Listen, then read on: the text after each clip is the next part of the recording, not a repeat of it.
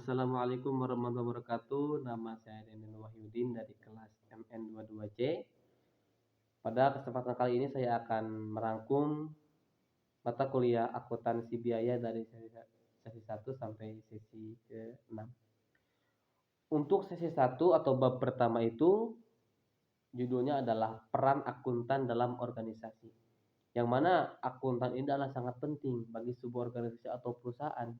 Karena kegunaan akuntan dalam sebuah perusahaan itu adalah sebagai penyedia informasi serta sumber jawaban untuk segala urusan yang berhubungan dengan keuangan perusahaan, seperti pemecahan masalah keuangan atau pencatatan nilai keuangan dan lain sebagainya.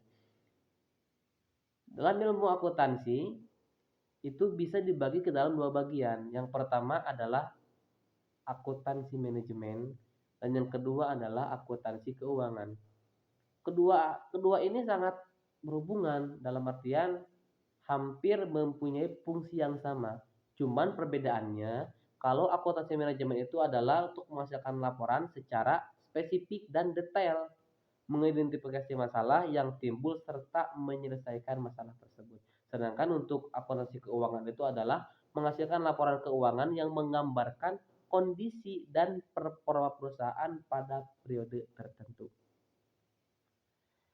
Untuk selanjutnya ada pada sesi kedua itu judulnya adalah pengenalan istilah dan tujuan biaya. Yang mana biaya itu adalah sumber daya yang dikorbankan untuk mencapai tujuan tertentu. Itu adalah biaya atau dalam bahasa Inggris itu cost biaya itu. Yang mana biaya terbagi dua. Ada biaya langsung dan ada juga biaya tidak langsung. Kalau biaya langsung itu contohnya seperti biaya kayu pada perusahaan furniture atau biaya kaleng botol pada perusahaan Pepsi atau perusahaan Coca-Cola. Itu masuknya ke dalam biaya langsung. Sedangkan kalau biaya tidak langsung itu seperti adalah gaji. Nah, seperti gaji manajer pabrik atau biaya asuransi gedung atau juga biaya sewa motor itu masuknya ke dalam biaya tidak langsung. Untuk selanjutnya itu adalah klasifikasi biaya berdasarkan intensitas. Jadi klasifikasi biaya berdasarkan intensitas terjadinya itu terbagi ke dalam 3. Yang pertama itu adalah biaya tetap atau disebut dengan fixed cost. Yang mana biaya tetap ini adalah biaya yang mana biaya ini tidak akan berubah. Walaupun misalnya ada sebuah aktivitas jual beli barang ataupun yang lainnya, biaya ini akan tetap dengan harga segitu, tidak turun, tidak naik, disebut dengan fixed cost. Yang kedua adalah variable cost atau biaya variabel sama. Yang mana variable cost ini adalah biaya yang berubah-ubah tergantung aktivitas yang sedang terjadi. Nah, untuk yang ketiga itu ada yang disebut dengan biaya campuran atau mixed cost, yang mana biaya campuran itu adalah yang mempunyai aspek biaya tetap dan biaya variabel, yang mana biaya campuran ini adalah biaya yang kadang berubah-ubah, kadang juga tidak berubah atau tetap. Untuk selanjutnya adalah sesi ketiga atau bab ketiga itu menerangkan tentang yang judulnya adalah pengenalan istilah dan tujuan biaya. Berarti sama seperti yang tadi, cuman ini part keduanya. Sebelum itu kita harus mengetahui dulu jenis-jenis perusahaan. Jadi kan perusahaan itu banyak jenis-jenisnya. Nah, kita bagi dalam tiga. Yang pertama adalah perusahaan yang bergerak dalam sektor manufaktur. Jadi manufaktur. Jadi ada perusahaan manufaktur. Apa itu manufaktur? Yaitu perusahaan yang membuat dan langsung menjual produk itu sendiri. Jadi perusahaan yang membuat, perusahaan juga yang menjualnya. Itu perusahaan manufaktur. Yang kedua itu adalah ada perusahaan perdagangan. Yang mana si perusahaan itu membeli dari perusahaan lain dan dia menjualnya ke perusahaan lain lagi. Jadi dia tidak membuat tapi dia membeli lalu menjual. Itu adalah perusahaan sektor perdagangan. Yang ketiga adalah perusahaan sektor jasa, yang mana ini perusahaan yang menyediakan jasa atau produk yang tidak berwujud. Untuk selanjutnya ada jenis-jenis persediaan. Yang pertama adalah persediaan bahan langsung, yang mana persediaan persediaan bahan langsung adalah persediaan yang akan digunakan oleh sebuah perusahaan manufaktur. Yang kedua adalah persediaan barang dalam proses, dalam artian barang yang belum selesai, jadi masih dalam tahap pembuatan. Dan yang ketiga ada persediaan bahan jadi, yang mana barang yang sepenuhnya sudah diproduksi, jadi sudah jadi, tapi belum dijual atau belum disalurkan. Terus lagi ada klasifikasi biaya manufaktur. Yang pertama ada biaya bahan langsung, bahan yang digunakan untuk menghasilkan baru jadi atau bahan baku, bahan mentah. Itu masuknya ke dalam bahan baku, biaya bahan langsung. Terus yang kedua adalah biaya tenaga kerja langsung, meliputi kompensasi lah atau gaji lah bagi karyawan tenaga kerja langsung.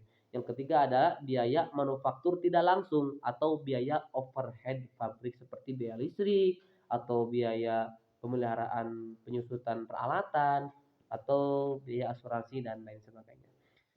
Dan selanjutnya ada bab keempat atau sesi keempat, yang mana sesi keempat ini membahas tentang metode harga pokok pesanan, disebut dengan full costing. Nah, bab ini itu masuk ke dalam bab hitung-hitungan, hitung menghitung.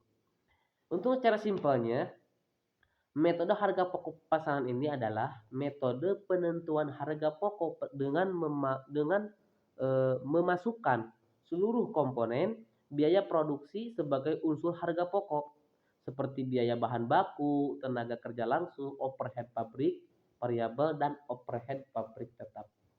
Nah, setelah itu, setelah semua akunnya sudah ada, kita juga harus mengetahui apa sih manfaat dari metode ini. Nah, manfaat dari metode ini adalah satu, menentukan harga jual yang akan dibebankan ke pemesan. Jadi sebuah perusahaan akan tahu harga jual berapa yang harus diharga jualkan, atau misalnya barang ini harganya berapa gitu. Harus dijual ke konsumen supaya supaya lang, lang, supaya lancar. Jadi produk tidak terhambat dan konsumen pun puas dengan harga yang kita berikan gitulah. Terus yang kedua ada mempertimbangkan penerimaan atau penolakan pesanan, terus memantau realisasi biaya produksi, menghitung laba rugi, dan menentukan harga pokok persediaan produk jadi dan produk dalam proses yang disajikan dalam neraca. Itulah kegunaan dari metode harga pokok pesanan. Untuk bab kelima, mungkin pertemuan kelima ini adalah menerangkan tentang metode harga pokok pesanan. Berarti sama seperti yang tadi, masih tentang full costing, cuman ini part keduanya. Untuk part keduanya itu ada yang disebut dengan kartu harga pokok. Nah, jadi kartu harga pokok itu adalah sebuah kartu yang mana digunakan sebagai rekening pembantu untuk mengumpulkan biaya produksi tiap pesanan produk. Ya, sehingga ketika perusahaan membutuhkan data tentang pesanan produk, itu bisa diambil atau ditemukan dalam kartu harga pokok. Gitu. Seperti apa contohnya? Seperti pembelian bahan baku dan bahan penolong itu mempunyai kartu harga pokok. Terus pencatatan biaya tenaga kerja, pencatatan biaya overhead pabrik, pencatatan harga pokok produk jadi, pencatatan pendapatan penjualan produk dan lain sebagainya. Itu kartu harga pokok. Terus bab ke-6 ini adalah metode harga pokok proses. Harga pokok proses atau proses costing, yang mana ini sama juga menghitung. Cuman kegunaan metode ini adalah untuk metode harga pokok proses adalah pengumpulan biaya yang digunakan oleh perusahaan yang memproduksi suatu produk secara massal, sehingga proses produksi dilakukan tanpa menunggu adanya pesanan dari pembeli. Nah, itulah yang disebut dengan metode harga pokok. Manfaatnya apa? Manfaatnya salah satunya adalah menentukan harga jual produk dan lain sebagainya. Mungkin cukup sekian dari saya. Mohon maaf bila ada kesalahan. Terima kasih. Wassalamualaikum warahmatullahi wabarakatuh.